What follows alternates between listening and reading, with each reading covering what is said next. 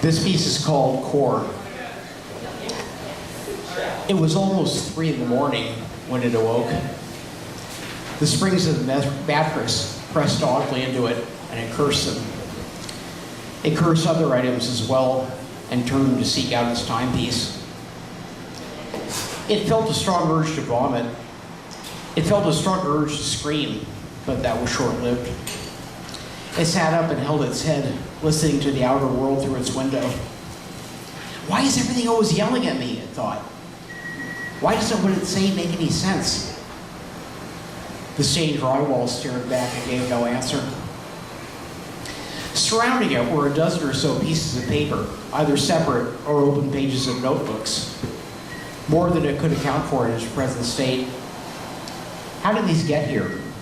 It asked itself. It had no answer. Neither did the drywall. It thought of the previous night's events. That being too difficult a subject, it listened outside again. It faintly detected the sound of happiness, and that made it wonder.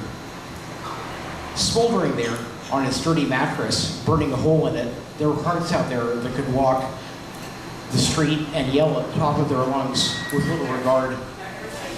What were they saying? Did it matter? It accessed memory suddenly from so far back it seemed questionable as to its truth. But the feeling was still there, and it lived and died all over again within those Polaroids. It was also once ignorant and loud, and the contrast was beyond striking. It was also once out there on the sidewalk before it found itself locked up here and sick with itself. Why did things settle like this? Why couldn't it be as simple as blaming it on gravity? It gave careful study to the bare light bulb, the same one that burned a hole in its retinas for an average of 3 hours a night.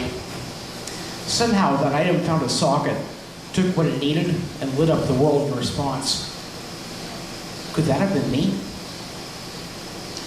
Looking away, the light bulb gave only green spots in answer. But it knew the answer. The answer the light bulb didn't have, the walls didn't have, the voices outside didn't have. It still had in itself. It saw that it had a darkness inside, and it shined out from it like a star.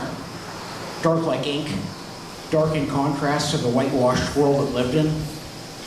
Dark in a way that gave meaning and contrast to that which surrounded it. It saw this and it reveled in it. It could be that ink that preserved meaning in the face of the gray and indistinct. It could shine darkness brighter than anything that was ever seen, like a cheap bare light bulb in reverse. It shuddered and looked at the silent, dull white walls all over again. Then it looked out the window once more, listening for the hearts that beat out on that sidewalk, running fugitives from light to light. It saw the next apartment it would live in after it moved out of this one. And that inky blackness, sinking the hearts and voices down below, it would live in there too.